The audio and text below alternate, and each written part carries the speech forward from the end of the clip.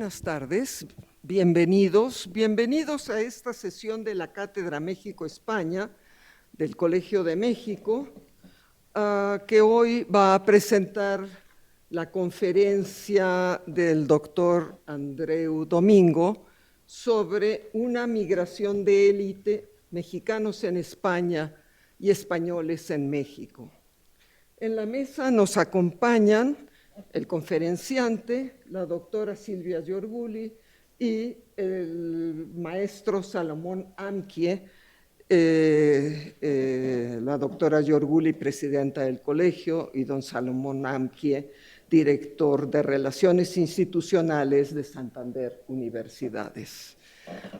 Antes de darles la palabra, quisiera yo decir que hoy la cátedra inicia su 13º año de actividades continuas.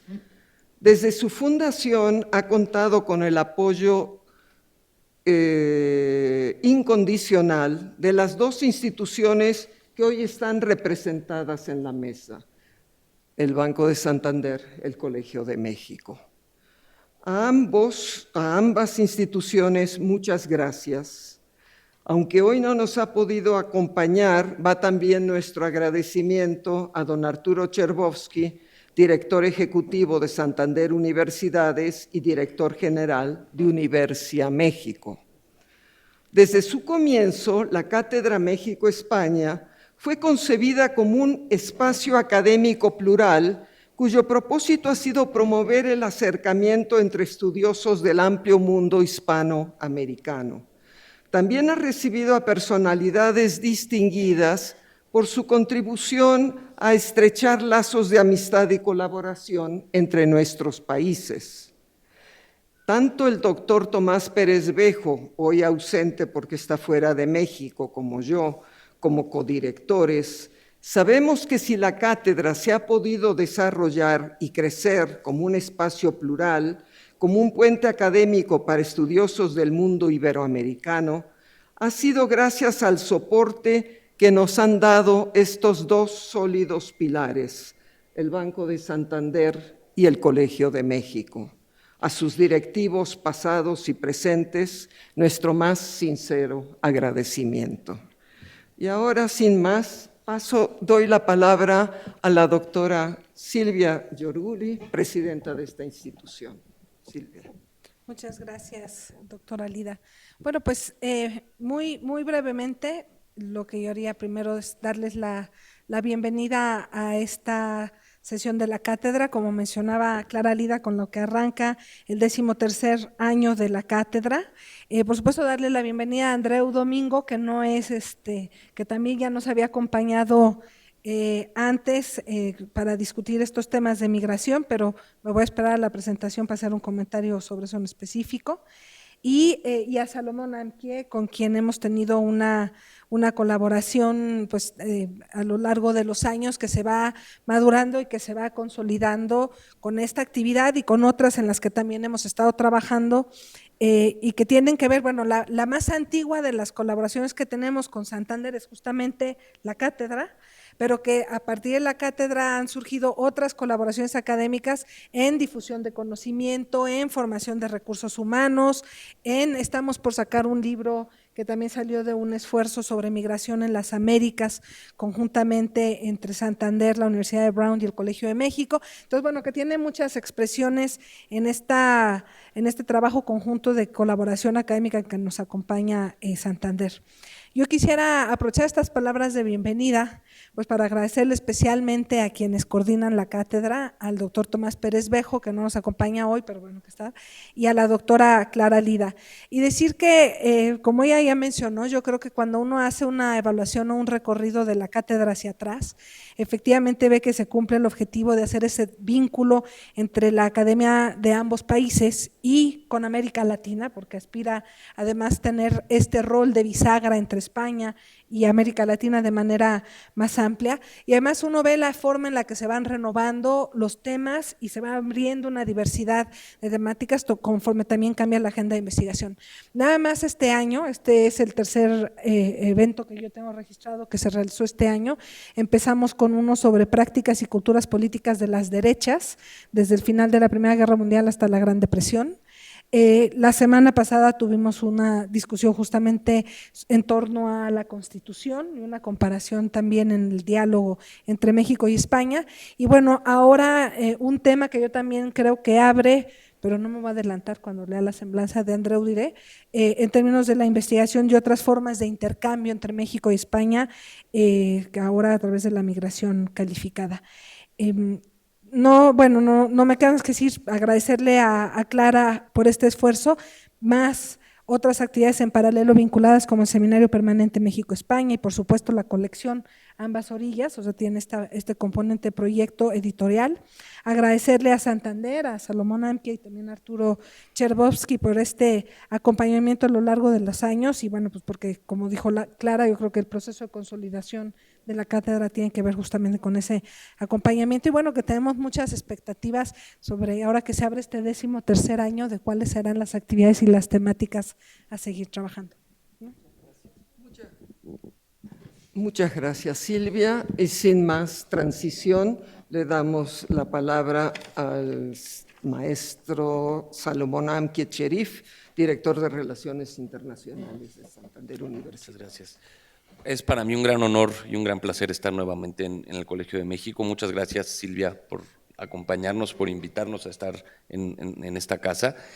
Muchísimas gracias, Clara, también por la confianza todos estos años y, por supuesto, será un gran honor y un placer escuchar al doctor Andreu. Para nosotros, desde Santander, el tema del apoyo a la educación superior es un tema que está inscrito ya en nuestro ADN de la institución. Hace apenas unos meses tuvimos un encuentro de rectores en el que por supuesto participó la doctora Giurgiuli, donde tuvimos a más de 800 rectores de todo Iberoamérica y del resto del mundo. Así que el tema de migraciones, el tema de la colaboración entre países es esencial también para nosotros, pues en el día con día, ¿no? Cada día colaboramos con instituciones de todo el mundo. Es un tema que además a nivel personal yo creo que a cualquier persona mexicana y española le tiene que tocar muy directamente. América es un continente en gran medida de migrantes, así que para el tema en sí mismo es fascinante y es muy interesante para mí a nivel personal también. Así que muchísimas gracias por la invitación y encantados de seguir colaborando, de seguir estrechando los lazos con el Colegio de México y pues viendo hacia dónde nos lleva esta colaboración. Muchas gracias. Muchísimas gracias, Salomón. Y ahora le doy la palabra a la doctora Silvia Giurgiuli, quien presentará a nuestro invitado de hoy.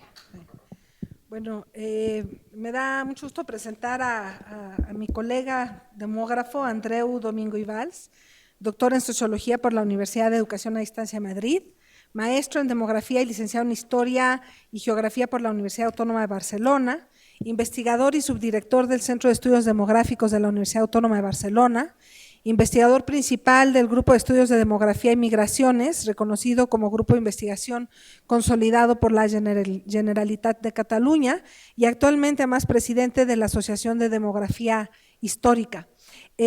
Andreu tiene una vastísima producción, entre sus áreas de especialización está migración internacional y formación familiar, teoría de la población, pero en realidad es muy versátil en torno a la investigación y la publicación de trabajos demográficos. Tiene una larga experiencia investigadora de carácter nacional e internacional, algunos reconocimientos que ha recibido: premio finalista Anagrama de Ensayo 2008, premio de ensayo en Ciencias Sociales Ciutat de Barcelona en 2015 y el premio de ensayo Prat de la Riba en 2017. Forma parte de las principales asociaciones de demografía mundial, la internacional, la de América Latina, la de Estados Unidos y la europea, además de asociaciones profesionales de carácter nacional. Ha realizado estancias de investigación en la Universidad de Edimburgo, en la Universidad de Luján, y bueno, yo creo que quiero decir que eres como un recurrente visitante del Colegio de México. Voy a mencionar nada más algunas de sus publicaciones más recientes de libros. La más reciente que viene calientita porque acaba de salir es un libro Demografía y posverdad, estereotipos, distorsiones y falsedades sobre la evolución de la población. Y uno que presentará ahora en el Congreso Latinoamericano de Población, que es Demografía Zombie, resilientes y redundantes en la utopía neoliberal del siglo XXI, entre otras obras. Y nada más mencionaría que para mí, cuando vi el título de la presentación, pues yo creo que con Andreu hay una vieja discusión no discusión, sino construcción de investigación y conocimiento en torno al intercambio de personas, la movilidad, la migración entre América Latina y España, más con una visión muy amplia. Entonces ahora el aterrizaje en una dimensión en específico, que es la migración calificada y la migración calificada de mexicanos en España y españoles en México, que en otros espacios yo creo que tiene una vinculación con la migración que Clara ha estudiado mucho de exilio español y exilios latinoamericanos, que de alguna manera podrían tipificarse en cierto componente como migración calificada. Entonces es como yo lo veo como un diálogo entre un área de estudio que se ha desarrollado mucho en el colegio, sobre todo dentro del Centro de Estudios Históricos y bajo también el liderazgo de Clara Lida sobre exilio español, y ahora verlo reflejado en una discusión enmarcada en la migración de élites o la migración calificada en un contexto económico, político y cultural totalmente distinto. Entonces, bueno, pues bienvenido, Andreu, siempre un gusto tener el espacio de diálogo contigo. Muy bien, muchas gracias. Antes de empezar, pues los agradecimientos a la Cátedra México-España por la invitación, sobre todo a Clara Lida y a Silvia, amigas. ¿Sí? ¿Ahora? Y bueno, que es un gusto ser reincidente en este encuentro. De hecho, la exposición de hoy está hecha ex profeso para esta conferencia y era la ocasión de poder volver a encontrarnos, ¿no? También antes de empezar, empecemos por el final, es decir, lo que todo el mundo decía, intuíamos o parecía obvio es el título, que la migración entre México y España, ese intercambio, es una migración de élite, y sí, es eso. Es decir, no voy a aportar nada más, lo que voy a aportar es que eso que intuíamos, verlo empíricamente. Y eso yo creo que nos abre, o eso es lo que me quisiera transmitir aquí, nos abre a una complejidad que no solo nos hace ver mejor qué es ese intercambio, sino que extrapolándolo nos hace entender mejor qué son las diásporas y qué son esos intercambios, independientemente de que aquí el caso escogido sea el muy particular de México y España, porque como ya veremos, tiene toda una historia muy peculiar, ¿no? Dicho esto, la segunda, este es un poco el esquema, voy a ir deprisa. Voy a hacer una introducción para los datos, aunque parezca muy farragoso porque hay mucho gráfico, mucho aparato de verlo por un lado, verlo por el otro, con un dato y con el otro. Lo importante en el fondo, ya veréis que he utilizado muchos datos, los datos no coinciden, a veces no está bien registrado el fenómeno, pero después de dar esa presentación de los datos, lo que quiero es que nos fijemos en los perfiles sociodemográficos, independientemente del número arriba y abajo, y a ver qué nos puede decir sobre esa migración de élite. En ese sentido, haré una primera presentación a qué es la diáspora mexicana y qué ocupa la migración a España dentro de esa diáspora, y al revés, si hay una diáspora española, por llamarlo de alguna manera, y qué lugar ocupa la migración de mexicanos en España dentro de ese conjunto. Dicho eso, ya empezaré a analizar y a comparar lo que son los migrantes mexicanos en España con los migrantes españoles en México, con también el conjunto del país, de México en un caso y de España en el otro. Ver las principales características sociodemográficas, que quiere decir sexo, edad, la pirámide, pero el nivel de instrucción, la ocupación y la distribución territorial, ¿no? Y después unas conclusiones que más que conclusiones son un sumario por un lado y una reflexión sobre lo que creo que podemos aprender y lo que aún queda por hacer, que es mucho, ¿no? Pues empecemos. Se han utilizado diversas fuentes. Las estadísticas de población inmigrada de Naciones Unidas de 2017 ha sido para hacer la introducción a las diásporas española y mexicana. Eso tiene una particularidad, que es que para algunos países recoge solo los nacidos fuera del país, mientras que para otros países recoge la nacionalidad. Es el caso de México y España, mientras que en España reconoce solo a los mexicanos nacidos en México. En España, en cambio, lo que está contando son todos aquellos que tienen nacionalidad mexicana. Luego, lo que hemos utilizado también para contrastarlo es lo que se llama el padrón de españoles en el extranjero y el padrón continuo de población para 2017, que eran los últimos datos que teníamos, y para hacer las comparaciones entre las características sociodemográficas, nivel de instrucción y ocupación. En el caso de México hemos utilizado el censo de 2000, el de 2010 y la revisión intercensal de 2015, mientras que en el caso de España hemos recurrido al del 2001 para compararlo con el 2000 mexicano, al 2011 con el 2010 mexicano y a la estadística de población activa de España entre el 2013 y 2017, hacer un corte en el 2015 para tener algún dato más aproximado a lo que es la intercensal mexicana. Dicho esto, vamos ya muy rápidamente a ver esa imagen de las diferentes diásporas, ¿no? Antes de empezar, quizá decir que últimamente se ha abusado mucho del término diáspora. Ahora, toda migración más o menos masiva se le llama diáspora. En principio, la diáspora, para ser ortodoxos, tendría que ser o una migración, tener varias de estas características. Las tres principales serían una migración forzada, una referencia con el lugar de origen, un vínculo privilegiado con el lugar de origen y un mantenimiento de costumbres y vínculos más allá del propio migrante, es decir, con los propios descendientes. Si lo analizamos desde esa perspectiva, quizá la fotografía que voy a enseñar de la diáspora mexicana sea más diáspora que la española, por decirlo de alguna manera. Es decir, se aproximaba más a la diáspora precisamente la migración española anterior, que es la que es importante también en México, la que vino con la República, que sí que hay una transferencia transgeneracional del recuerdo y además muchas veces de la nacionalidad española, que no la más actual. Pero eso ya llegaremos a verlo, ¿no? En todo caso, empezamos con la diáspora mexicana. La diáspora, ya veremos que es muy diferente, no es comparable a la española ni por volumen ni por distribución territorial.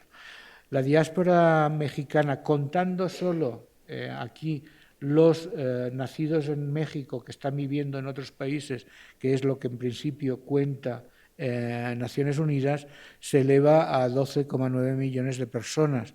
Eso la situaría, si solo contamos emigrantes, no los descendientes, entre las primeras diásporas del mundo. Es decir, la China es mucho más grande, pero si contamos descendientes, la India también, si contamos descendientes. Si no, la India me parece que es la primera y la segunda es la mexicana o al revés, por muy poco, ¿no? Y la otra gran característica de la mexicana es la gran concentración, es decir, el 98% de esos 12,9 millones de migrantes están concentrados en Estados Unidos. Y la proporción que corresponde a los que viven en España sería 0,4% de esa diáspora. Si lo comparemos con la española, pues ahí destaca la gran diferencia. Primero en número, es decir, la diáspora española o las migraciones de españoles fuera de España son 1,3 millones de personas, y México está mucho más distribuida. Ahora lo veremos, explicaré un poco la distribución, y México concentra solo el 2,1% de esa migración española, y ya puedo anticipar que entre las dos oleadas, la del siglo XX, que es la que podemos observar por nacidos en España viviendo en México, y la última del siglo XXI, es incomparablemente superior la traza histórica, cosa que no pasa al revés, ¿no? Vamos a ver cómo se distribuyen esas diásporas. A ver, lo primero que tengo que decir es que el gráfico de México, de Estados Unidos, está cortado artificialmente porque no me cabía, y para poder ponerlo en el gráfico, porque el primer país, como he dicho, son 12,6 millones de mexicanos los que están registrados ahí, mientras que el segundo, ya Canadá, son 81.000. Y el tercero, que es España, son 49.000, contando tanto nacidos como nacionalizados, etcétera, etcétera. En el caso de España, en cambio, se ve muy bien por la distribución territorial que estamos mezclando lo que eran las migraciones tradicionales del siglo XX, cuando España era emigrante, de las últimas oleadas producto de la crisis o coincidiendo con la crisis económica, y así en el primer país es Francia, que tiene 309.000 españoles residiendo allí, mezclando esas dos características también, es decir, la migración de los años 60 con la del siglo XXI. El segundo es el Reino Unido, el tercero es Estados Unidos, Argentina, Alemania, etcétera, etcétera. Las dos pirámides de población, cogiendo poblaciones mexicanas en España y españolas en México, que no son exactamente las que vamos a analizar, porque vamos a comparar los nacidos en un lugar y en el otro. Vemos que en México hay 130.000 aún españoles residentes en México, pero ya la mayoría de ellos, que son el azul pálido, son descendientes de españoles, es decir, tienen la nacionalidad española, porque aquí estamos mirando nacionalidades, pero ya nacieron en México.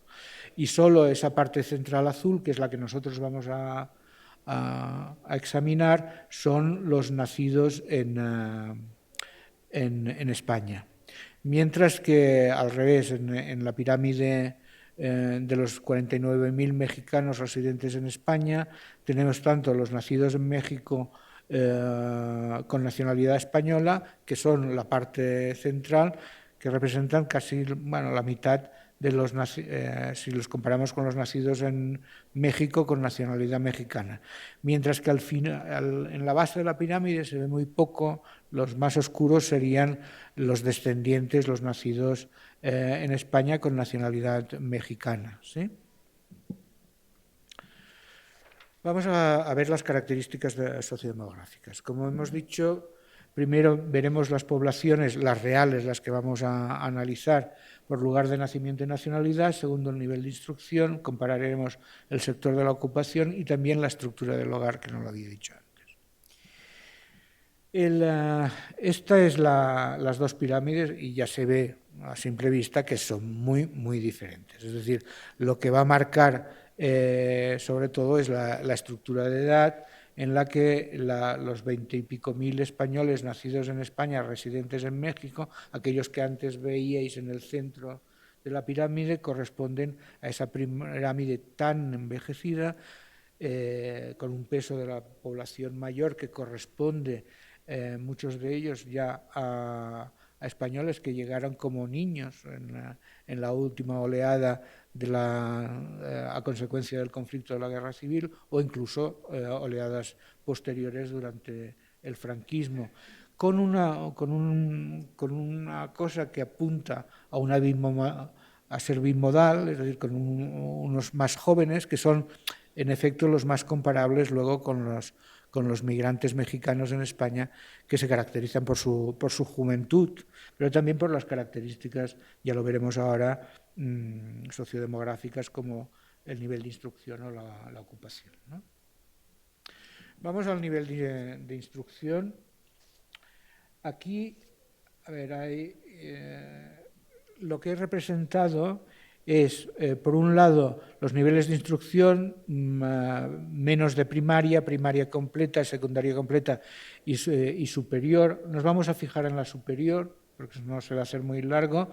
Tenéis arriba los hombres, abajo las mujeres.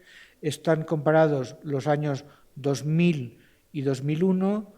Primero los nacidos en España residiendo en México, con los españoles, con lo que pasa en España en 2001, luego los nacidos en España residiendo en México en 2010 con los españoles en 2011 y luego los nacidos en México residentes en España en 2001, bueno, en las dos etapas. Para no perder mucho tiempo, lo que es impresionante comparado con otros orígenes es que nos fijemos en la superior completa. Es decir, el porcentaje de españoles residiendo en México, ahí tenemos todas las edades, con la superior completa es del 21% para el año 2000. Eso es elevadísimo. Pensar que en España, el conjunto de la población, eso no llega, era del 6,1%. No, perdona, era menor. Lo que estoy viendo es cómo, además, en 2011 esa proporción aumenta. Y lo mismo pasa con México y lo mismo pasa con las mujeres. ¿Qué quiere decir? Que efectivamente la primera fotografía que tenemos nosotros es los españoles viviendo en México son de un nivel de instrucción mucho más elevado que cualquier otro inmigrante, pero además también mucho más elevado que el conjunto del país, de los autóctonos en España. Y lo mismo sucede con los mexicanos residiendo en España.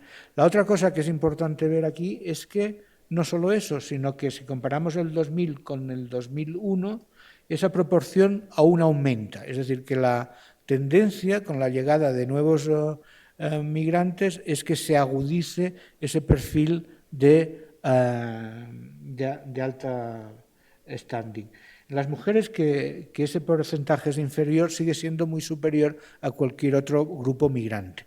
¿Qué quiere decir? Que las mujeres, por ejemplo, en 2000, las mexicanas que vivían en España, el 21% eran de nivel de estudio superior, mientras que en el propio país, en México, solo lo era el 5,9% las mexicanas tenían estudios superiores. Pero ya en 2001 esos porcentajes han saltado al 31% en el caso de las inmigrantes mexicanas en España y al 12,3%, aunque en México también haya mejorado esa proporción hasta el 12,35% del total. Para ver la última fotografía, también voy rápido, lo que hemos hecho es comparar el nivel de instrucción ya solo para los 16-64 años, para eliminar esa población que numéricamente es muy importante, mayores de 64 años en el caso de los españoles residiendo en México, y lo que vemos es que aún se exagera mucho más esa realidad. Se exagera no solo porque eliminamos parte de la población mayor, sino porque, como he dicho, que esa tendencia se estaba agudizando con el tiempo, al ver el salto del 2011, solo en 4 años, a 2015, aún es mucho más significativa. ¿Eso qué quiere decir?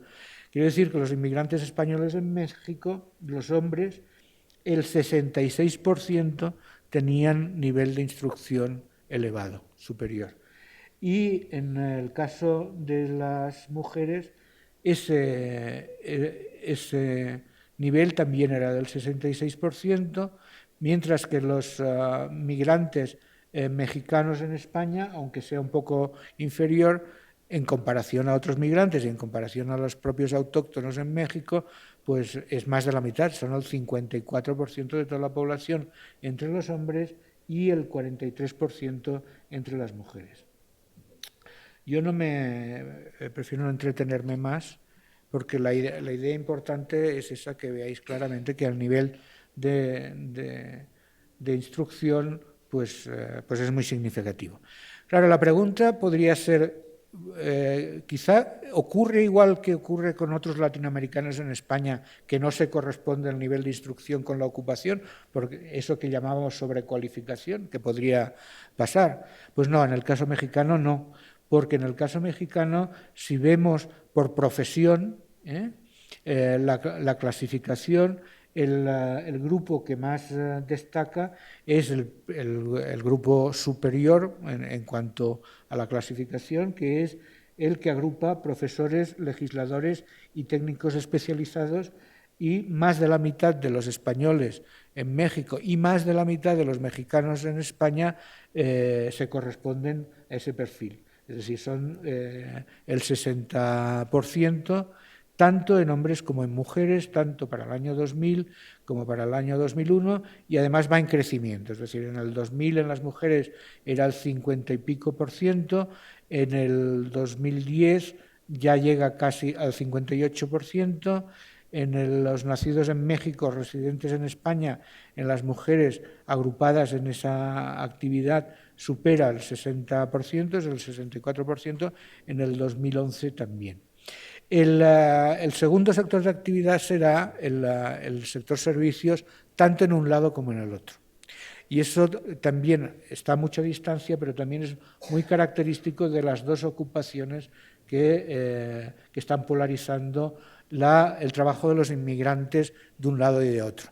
Es decir, o están en lugares directivos y en profesiones liberales, o entonces están sobre todo en el sector servicios, pero en el sector servicios además en la propiedad de restaurantes. Para que quede claro, es la moda de la cantina mexicana en España, que se ha propiciado últimamente, y los restaurantes gallegos, vascos y españoles en general que puede haber en México, ¿no?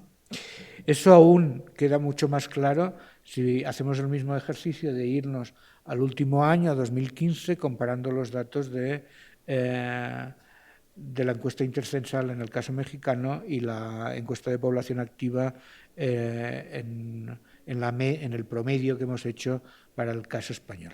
En todo caso, lo importante, aquí tenéis los hombres, es decir, esta es la comparación para el 2015 entre la ocupación, el sector profesional de la ocupación de los inmigrados y de los autóctonos en el conjunto de España, y veis que los inmigrados españoles en México, el 60% están en esa primera clasificación de profesores liberales y directivos, pero es que son el 58% de los inmigrantes mexicanos en España, es decir, se parece mucho.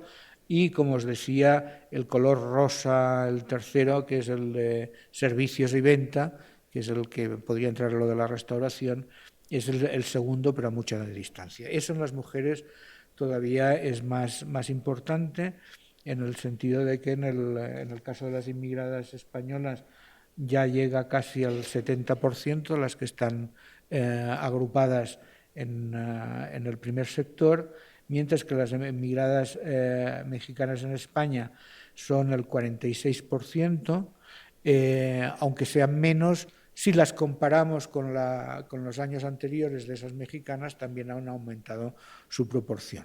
¿De acuerdo?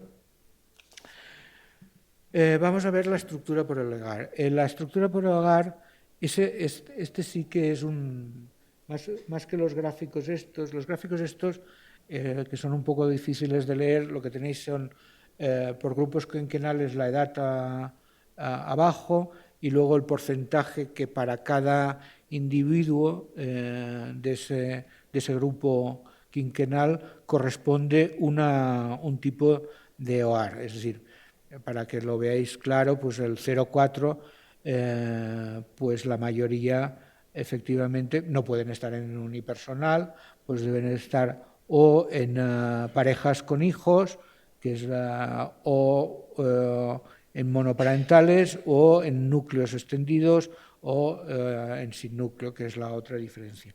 De todas maneras, más que este gráfico, lo que aquí es muy claro es la estructura por edad. Es decir, si lo que cogemos es cómo se reparten los diferentes tipos de hogar según las edades, comparando los inmigrantes mexicanos en España y los españoles en México, ahí sí que la diferencia es brutal. Es decir, los hogares unipersonales que suelen, en los países de migración reciente, suelen agrupar muchos de los migrantes. En cambio, si vemos en los españoles que viven en México, es ahí donde están agrupados la mayoría de unipersonales. Es decir, son gente mayor, sobre todo que han quedado viudos o viudas. En cambio, ese mismo grupo de los unipersonales para los mexicanos residiendo en España se agrupa en el tramo de edad 25-29 años y ya corresponde a ese perfil de los últimos inmigrados.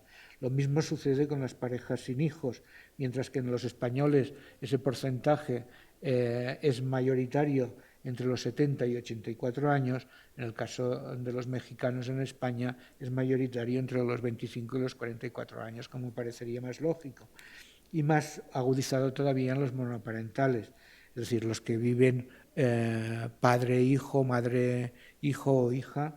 En este caso, en el caso de los migrantes españoles, se corresponde a una persona mayor nacida en España con uno de sus descendientes, mientras que en el caso de los mexicanos hay muy pocos, también numéricamente, pero se concentraría ese porcentaje entre los 15 y los 24 años. Las familias extensas y sin núcleo, en cambio, que en otros grupos migrantes son muy importantes, en cambio en el caso mexicano ni en el español no lo son.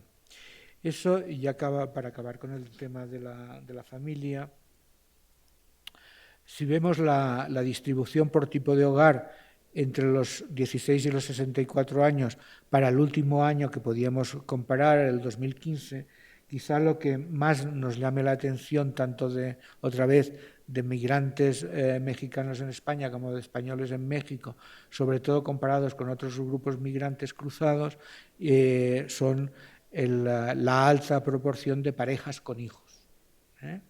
Y son, en el caso mexicano, ya lo hemos dicho, serían parejas jóvenes. Eso me abre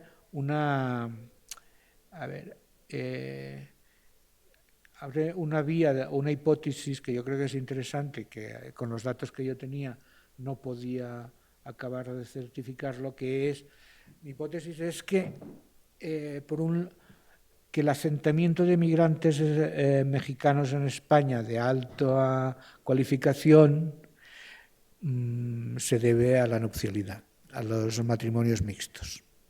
Es decir, ¿qué quiero decir? Que los matrimonios mixtos mexicanos no son muy importantes comparados con, otra vez, la proporción de matrimonios mixtos que se dan en España o incluso con otros grupos latinoamericanos, donde destacan los matrimonios entre españoles y colombianas.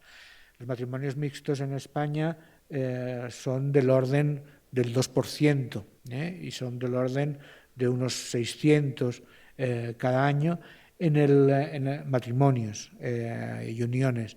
En el censo de 2011 se contabilizaron 11.000 parejas, matrimonios o uniones, contabilizando el total.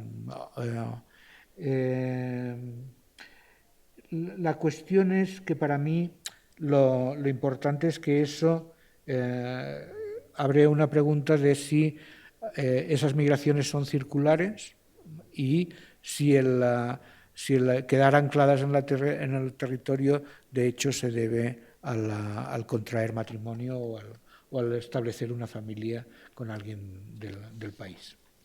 Vamos ya a la distribución territorial.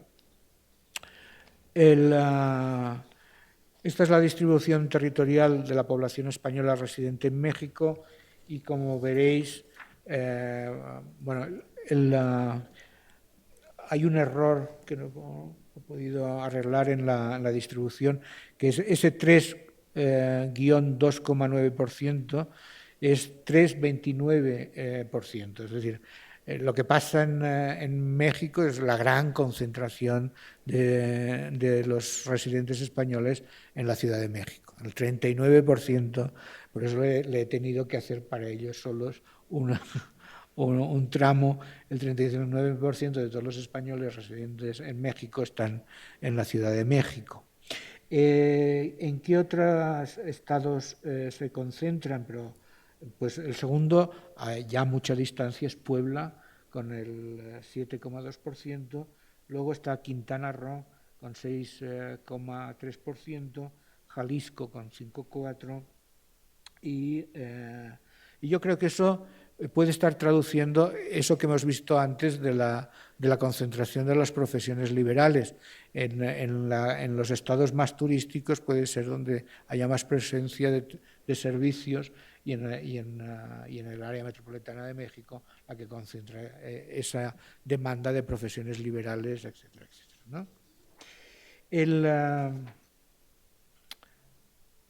El tema es que en España, lo que he mirado también era el origen de esa población española residente en México, y lo que nos encontramos es que hay los dos modelos. Es decir, hay comunidades autónomas como Galicia, por ejemplo, que eran de las eminentemente emigrantes y que caracterizaban los flujos del siglo XX, pero también Asturias, también Cataluña, y en cambio también encontraremos una concentración importante en la área metropolitana de Madrid y en la propia Cataluña, que corresponde o se conjuga con esas últimas migraciones que han llegado a partir del siglo XXI.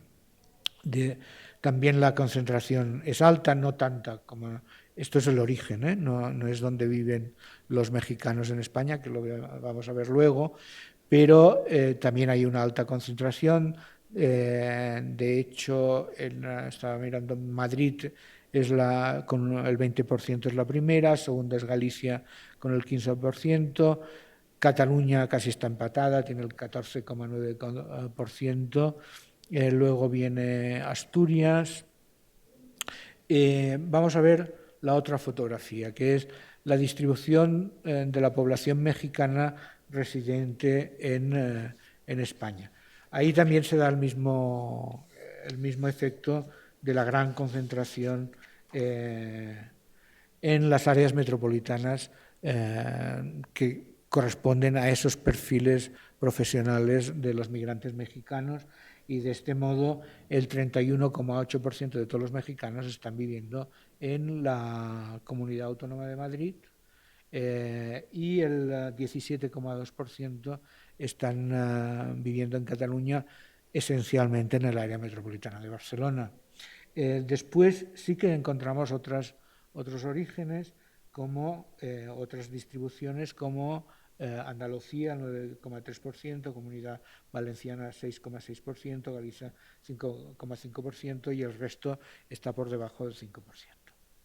Esto un poco era la panorámica, más o menos, con los datos que tenemos, exhaustiva de la fotografía sociodemográfica de migrantes de un lado y del otro. Vamos a hacer una especie de sumario y una reflexión.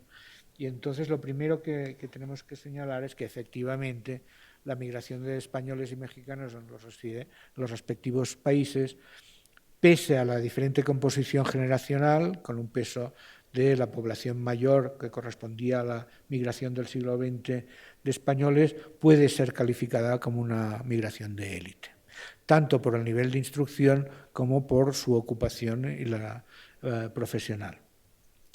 Lo que es interesante es que esa tendencia, con el tiempo, hace que ese perfil se agudice, especialmente con las mujeres, no solo porque están aumentando sus niveles generacionalmente, sus niveles de instrucción superior ya en los países de origen, que sería una razón, sino porque en el caso de las mujeres, en las últimas migraciones del siglo XXI, precisamente su nivel de instrucción es un factor de selectividad positiva. Y eso hace que suban mucho más rápidamente que incluso los hombres, aunque queden a niveles inferiores a veces.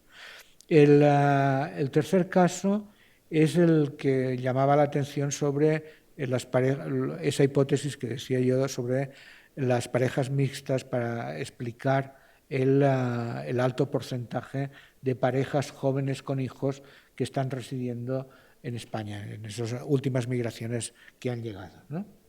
La tercera característica la cuarta, perdón, de las reflexiones finales es, hemos visto que la distribución territorial de españoles en México se concentra notablemente en la Ciudad de México, que corresponde a la actividad, esa idea que tengo yo, pero se tendría que ver también con más detalle, que Quintana Roo y Veracruz quizá puede concentrar más el sector de los servicios, y luego que la población mexicana en España sigue un patrón muy parecido, concentrándose en las áreas metropolitanas de Madrid y Barcelona, que el origen por comunidades autonómicas en España mezcla esos dos flujos migratorios, pero lo que me importa a mí es, y ya acabo, es, bueno, de eso qué podemos aprender. Es decir, la historia para mí es que, primero, volver a la reflexión sobre la diáspora. A ver, no sabemos, con la fotografía, con los datos que yo tenía, no sabemos si esas migraciones son circulares o no son circulares, que esa es una cosa que debería explorarse. Lo que es interesante para mí también es que, bueno, voy a leer las tres cosas y luego voy a hacer la reflexión más amplia. Yo creo que no explica bien el intercambio de alta cualidad que hay entre los dos países dentro del paradigma de la fuga de cerebros. O por lo menos eso es lo que yo pretendo defender.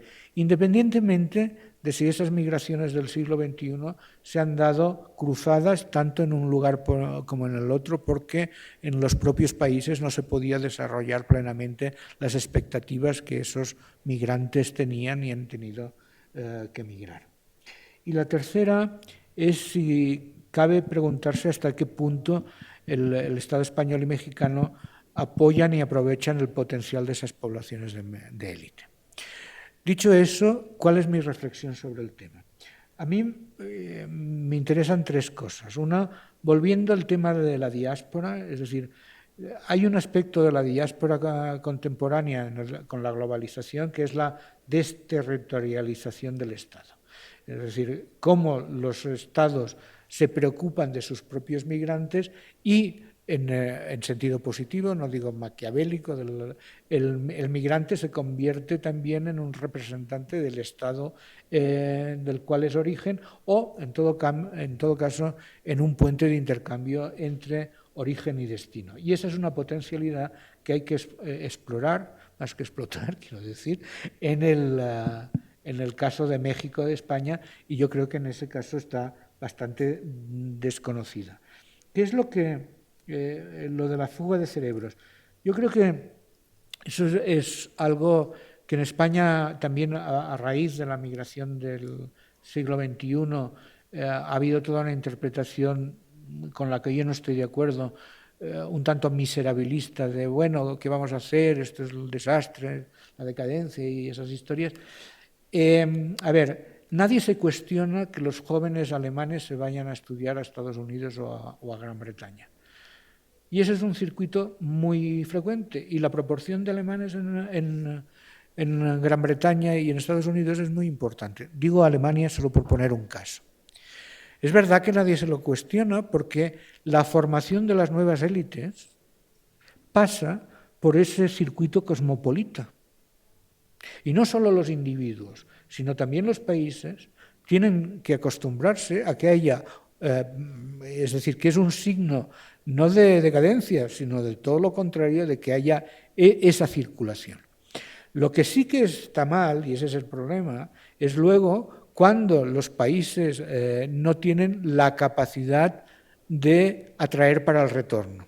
Es decir, no solo expulsan, sino que luego no atraen.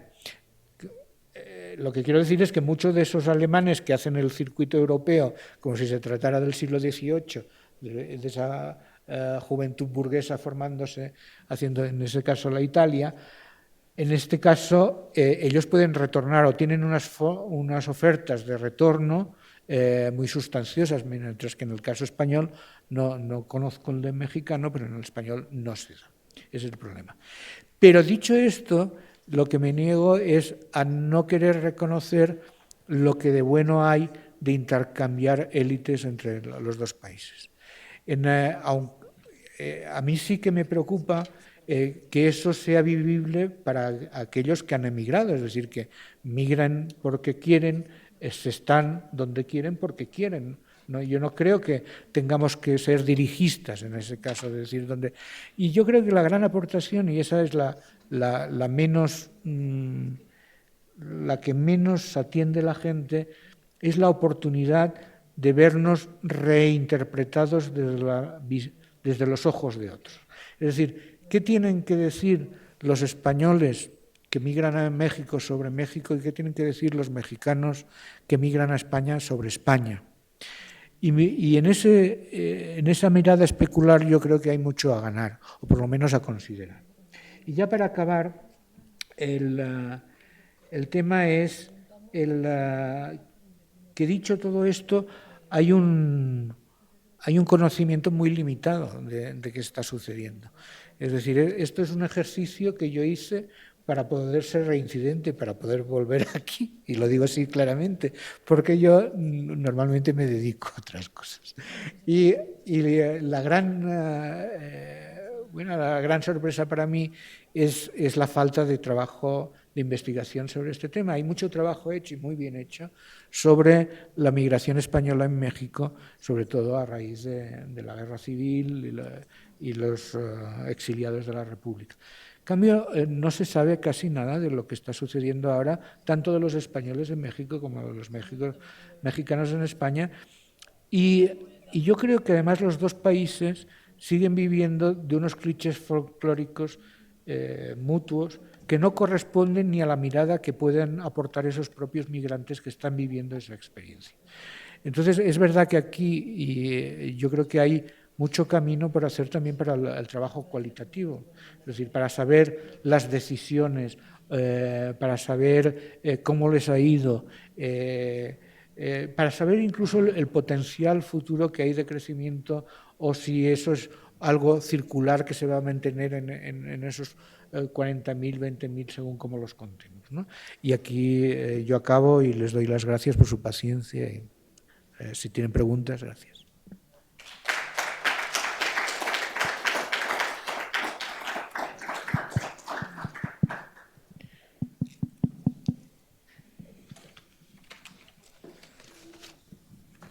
Muchas gracias, Santiago.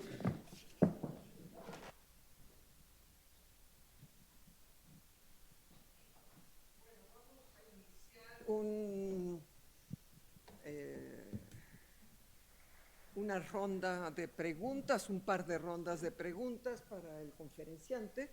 Supongo que no te molesta. No.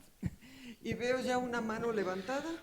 Adelante, por favor, vienen los micrófonos. Por favor, identifíquense si es posible, ¿sí? Sí. Buenas tardes. Sí, soy Manuel Ramírez, actualmente investigador postdoctoral en el Instituto de Históricas de la UNAM. Le quería agradecer mucho su conferencia porque primero soy un español en México y tengo muchos amigos mexicanos en España y he visto reflejadas algunas de las características que ha señalado. Un poco el micrófono porque está muy cerca, reverbera. Mejor un poco así. Más lejos. Ahí. Mejor, perdón. Y he visto muchas de las características reflejadas en lo que usted ha comentado. Quería realizar dos preguntas muy concisas al respecto. Primero, ha mencionado la procedencia de los españoles que se instalan en México, pero no sé si también ha analizado la procedencia de los mexicanos que se instalan en España o si hay datos al respecto. Y la segunda, respecto a la migración de larga duración, de largo ciclo, me preguntaba si existe algún trabajo respecto a aquellos mexicanos o españoles que terminan adquiriendo, por ejemplo, la permiso de residencia o nacionalidad, porque quizá esa sería una forma de observar esos ciclos, ¿no?, de largo recorrido. Gracias. Siento por la negativa, las dos no.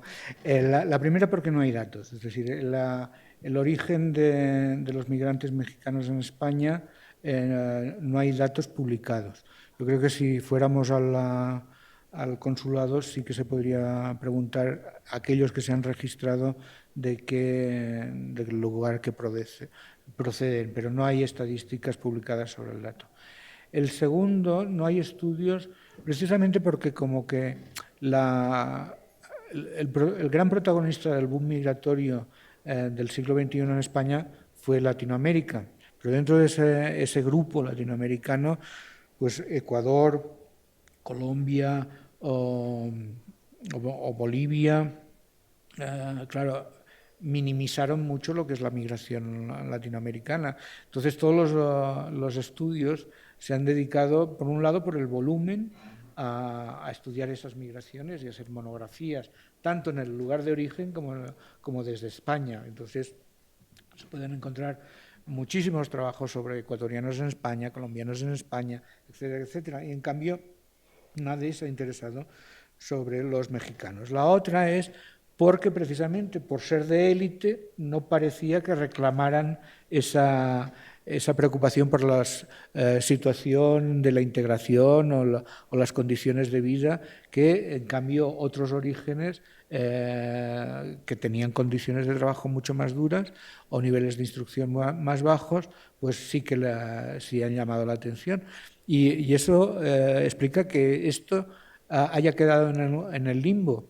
Y además, y yo insisto, es decir, una vez que lo he hecho, yo ya he dicho que no es lo que me dedicaba, creo que es injusto que quede en el limbo, quede como desconocido algo que podemos considerar como emergente y puntero. Es decir, aunque numéricamente no sea tan importante y aunque su situación no sea tan mala, en cambio ahí está pasando un fenómeno social que no podemos dejar sin estudiar, ¿no?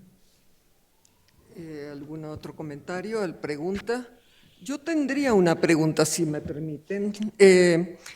Me ha interesado mucho, viendo las pirámides de edades que han mostrado, que en el caso de los españoles tenemos una distribución de edades muy amplia. He visto que llegan hasta los 90 años en tu pirámide de edades, mientras que los mexicanos no tienen ese rango tan amplio. Parecería que tiene que ver en realidad con procesos históricos, donde se han ido sumando generaciones de inmigrantes en el caso de México, y el hecho de que haya españoles nacidos en España de 90 años, quiere decir que posiblemente hayan inmigrado hace por lo menos 50 años. Mientras que el caso de los mexicanos, que en realidad son muchos más jóvenes, habla de una migración más reciente posiblemente. Sería interesante poder comparar en los mismos momentos migratorios cómo es una población respecto de la otra, porque sabemos, claro, que no había grandes migraciones de mexicanos a España, ni antes ni después de la Guerra Civil. Pero comparándolos por un corte cronológico más pequeño, digamos, de 2000 a 2015, ¿cómo se diferenciarían? Sería interesante verlo, o cuán semejantes serían. Mi impresión es que hay una mayor abundancia a priori, de mexicanos cualificados académicamente mayor que la de los españoles cualificados académicamente que vienen de México en los últimos 10, 15 años. No sé si es cierto, pero me gustaría alguna reflexión al respecto. Sí, claro. A ver, nosotros cuando vemos las pirámides estamos viendo el resultado, primero, de las migraciones históricas, pero también estamos viendo el resultado de los que han permanecido. Es decir, si vinieron mexicanos y luego decidieron marcharse a los 40 años no los vamos a ver con 90 en la pirámide española. Eso es una cuestión. Aunque lo que es evidente, efectivamente, es que la migración mexicana es mucho más reciente que la española. La cuestión es que, y eso tampoco con los datos que yo tenía no podemos verlo, es ver hasta qué punto las propias políticas del país han propiciado, de un país y del otro, han propiciado esos flujos migratorios. Es decir, y luego, para mí lo que también sería interesante ver es por qué alguien con un postdoctorado o con una profesión liberal o un estudiante de doctorado, porque estamos hablando de ese perfil en el caso de los mexicanos en España, decide venirse a España y no a Estados Unidos, que es lo que parecería obvio, no solo por la vecindad, sino por la atracción de Estados Unidos en comparación a España y también por la propia red migratoria de la comunidad en Estados Unidos, ¿no? Entonces, ese interrogante yo creo que es interesante saber. Bueno, ¿qué es lo que tiene España para estos migrantes que no les da a Estados Unidos? ¿Por qué seleccionan eso? ¿No? Yo creo que eso está por responder. El compañero. Hola, buenas tardes. Yo soy Alfonso Ruiz, del doctorado en Sociología, de aquí del colegio igual. Y le quería preguntar también sobre las regiones de procedencia, como le comentaba el compañero. Y es si de alguna forma, porque veíamos que las regiones son las regiones tradicionales, para acá tradicionalmente las que tenían más registro a día de hoy también. Entonces, pensaba si no podría haber alguna distorsión de esos datos en relación a los problemas de registro que hay para llegar ahora. Es decir, no sé si podría hacerse alguna especie de disección temporal de esas regiones de origen para ver si en los últimos años, por ejemplo, son más heterogéneas las regiones de origen que años atrás. Porque, bueno, yo estoy trabajando sobre esos temas y parecería que quizás no hay tanta homogeneidad, o sea, no está tan concentrada en las regiones tradicionales y no sé si en términos temporales podría haber alguna manera de diferenciar esas regiones de origen. Bueno, yo creo que sí, eso que dices es interesante, si se podría hacer.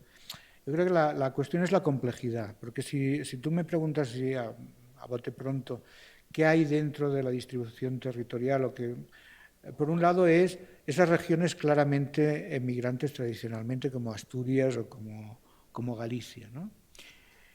Luego, con Valencia, con Cataluña, es más complicado en el sentido de que esas no eran regiones emigrantes, pero en el conflicto de la Guerra Civil sí lo fueron. Y la colonia catalana en México fue y sigue siendo importante, ¿no?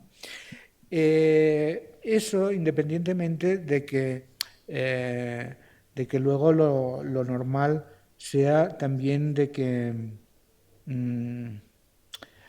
que aquellas donde hay más perfil de nivel alto de instrucción que se concentran en las áreas metropolitanas de Madrid y Barcelona también sean protagonistas. Pero también hay una cosa que a mí me interesa de la cuestión histórica, es decir, la historia es importante, me parece una perogrullada, pero no lo es, porque supongamos, yo hice un trabajo para la emigración gallega, la reciente, la del siglo XXI, ¿no? Entonces era muy curioso ver cómo, muy curioso, pero también luego cuando lo piensas es obvio, cómo la migración de jóvenes gallegos con niveles de instrucción altos, pues tiene circuitos nuevos, se van a países donde antes no habían migrado, pero se aprovechan de los circuitos antiguos y de las comunidades ya establecidas. Comunidades que a veces difieren muchísimo, es decir, los nuevos migrantes y los migrantes antiguos no es que se pongan muy de acuerdo cuando luego van a la Casa de Galicia en el país determinado, ¿no?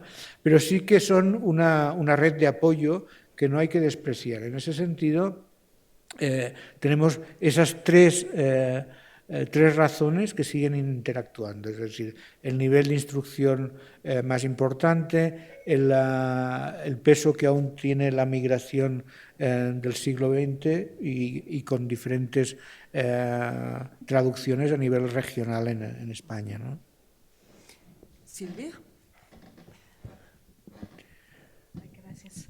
Bueno, es inevitable ver tu trabajo y hacer una comparación con lo que pasa con la migración, con dos, ¿no? Tú hiciste una referencia a la migración latinoamericana que tiene un perfil educativo similar y por qué en el caso mexicano no tienen este perfil de sobrecualificación. Y por otro lado, con la migración calificada en Estados Unidos. Estaba viendo ahorita de las estimaciones de Luciana Gandini, que calculaba como 530,000 mexicanos con licenciatura y más viviendo en Estados Unidos. Es una proporción pequeña porque la mayoría de la población mexicana en Estados Unidos es de baja calificación, pero en términos numéricos no es tan pequeño. Entonces, ahí hay dos cosas. Yo te escuchaba, sobre todo cuando dijiste lo de la sobrecualificación, y hay investigaciones que dicen que en el caso de la migración mexicana a Estados Unidos sí hay un nivel de sobrecualificación muy grande. Inclusive hay una tesis que está por terminarse aquí que compara a la migración calificada de India y México, y pues dicen, sí, el patrón de migración, de inserción ocupacional es distinto. Entonces, decir, bueno, entonces Estados Unidos está captando de alguna manera eso que es para el resto de América Latina, España, es Estados Unidos para México, es una hipótesis para probar, para dejar ahí. Pero la otra estaba también, bueno, te la planteo ahí, la otra era que estaba pensando, en el caso de la Embajada de México en España, bueno, no sé qué tanto sepas, pero el Servicio Exterior Mexicano tiene un acercamiento muy asertivo a los mexicanos en el exterior, sobre todo con Estados Unidos, pero con el resto del mundo. Entonces, dentro de las redes de mexicanos en España, pues tiene un altísimo componente de empresarios y de empresarios jóvenes, que no es el mismo tipo. O sea, cuando hablas de migración calificada, que normalmente uno entiende, bueno, con alta calificación que se inserta en ocupaciones tecnológicas, como puede ser en el Silicon Valley en Estados Unidos, pero aquí tienes otro perfil que es empresarios jóvenes, que a mí me pareció muy interesante en una reunión que justamente organizó la embajadora allá. Entonces, decir, bueno, ¿qué tanto tienes esos dos patrones? Y la última pregunta o comentario es que en el caso de la migración mexicana a Estados Unidos, una cosa que a mí me parece muy interesante es esto que Patricia Gándara llamaba de population we share, ¿no? La población con doble nacionalidad. Es una población muy móvil, puede ir y venir. En este caso es población, la mayoría población nacida en Estados Unidos, pero tienes un componente que está viviendo aquí en México, más de 500,000, ¿no? Y que son menores de edad, porque suponemos que cuando lleguen a la edad adulta van a tener una alta movilidad de ir y venir porque no tienen impedimento legal. Pero en el caso de la migración de la población mexicana con nacionalidad española, también tú mostras aceptar las cifras, bueno, pues es muy alto el porcentaje y sin embargo tienes una inmovilidad de los nacidos en México que recuperan de alguna manera la nacionalidad española y se quedan aquí. O sea, es como ¿qué tanto el hecho de la doble ciudadanía también podría ser eventualmente un componente en esta movilidad de la que tú estás hablando?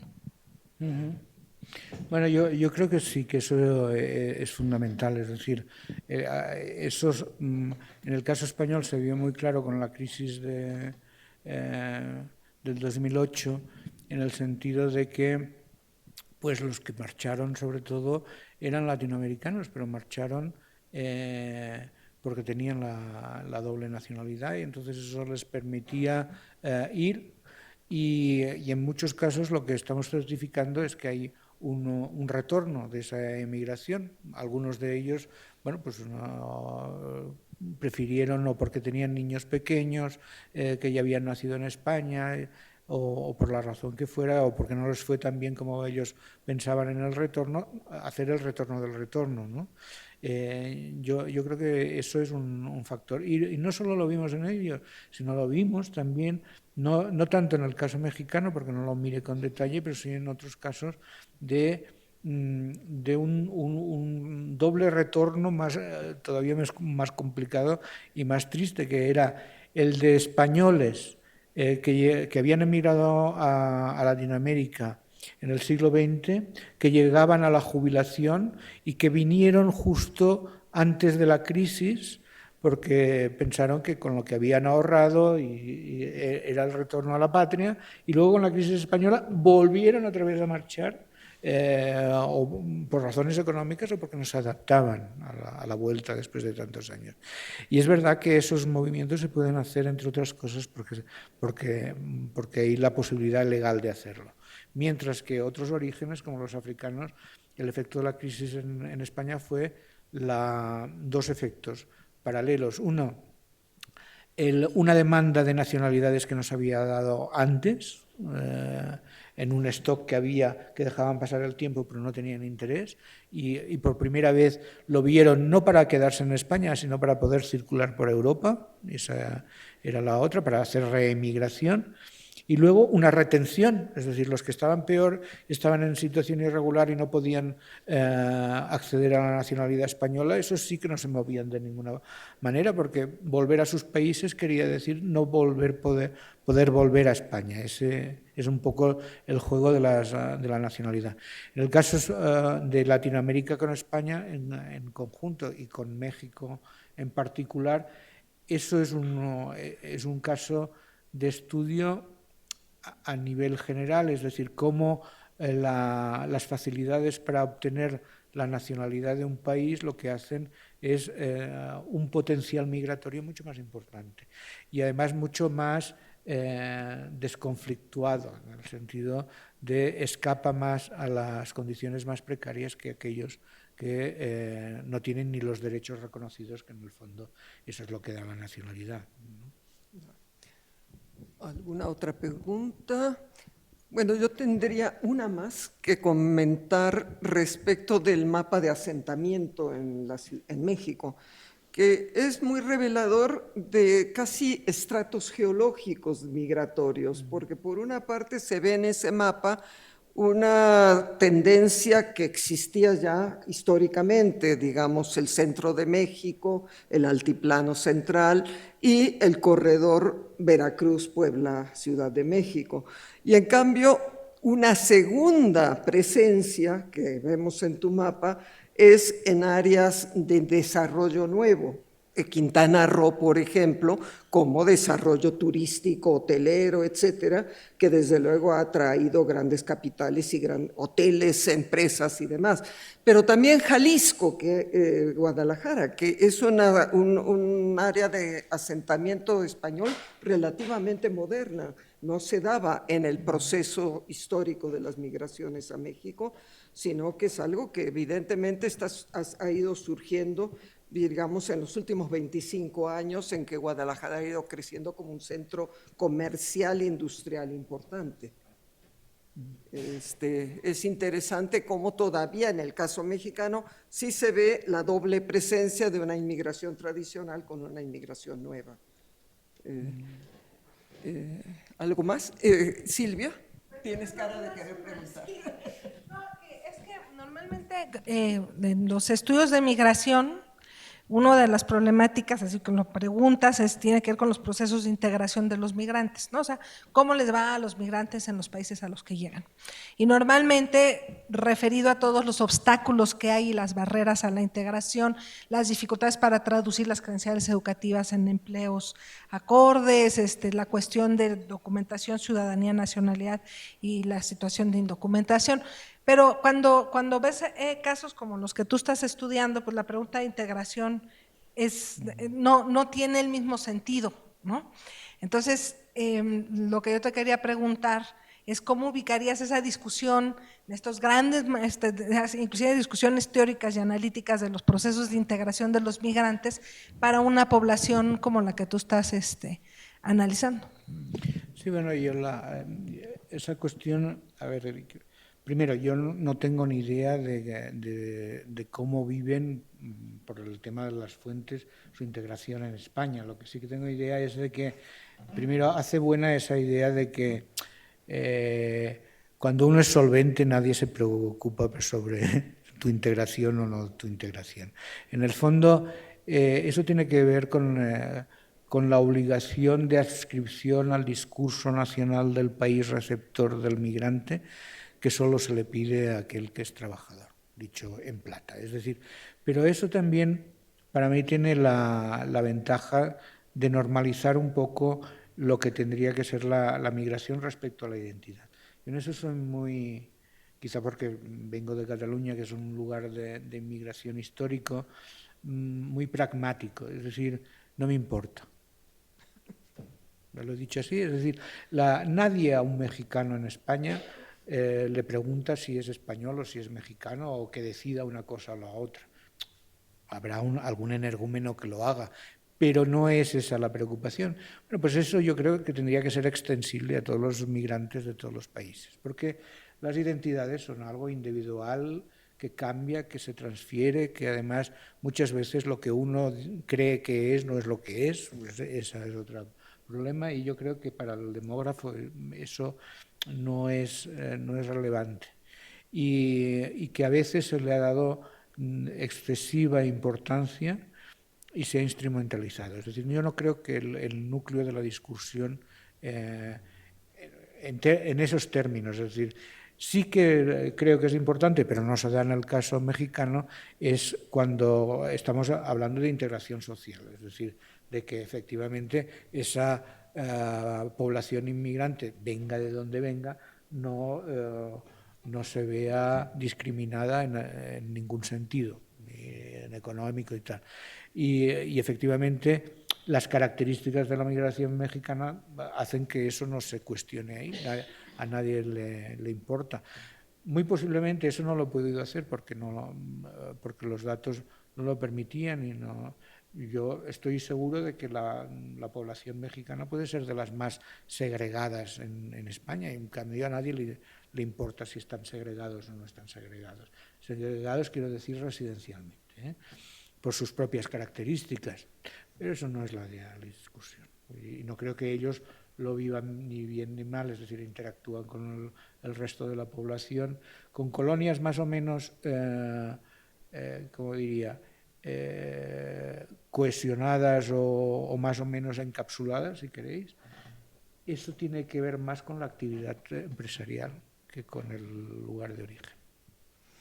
Bueno, pues si no hay más preguntas, damos por concluida esta sesión de la cátedra. Le agradecemos al profesor Andreu Domingo su presencia y presentación, y la cátedra vuelve a agradecer al Banco de Santander y al Colegio de México su apoyo, que esperamos siga siendo largo y fructífero. Y a todos ustedes, muchas gracias por estar aquí. No ha terminado esto, va a haber una copa en un brindis, un vino de honor al que están todos cordialmente invitados, saliendo a la derecha.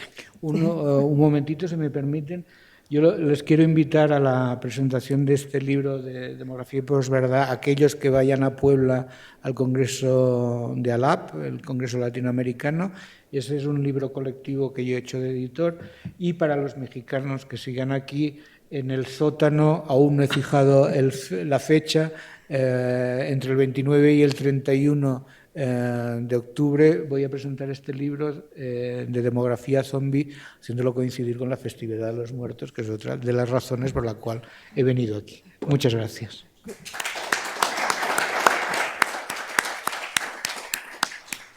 Con ese título se venderá mucho, ¿eh? Demografía zombie. Muchas gracias, Andrea.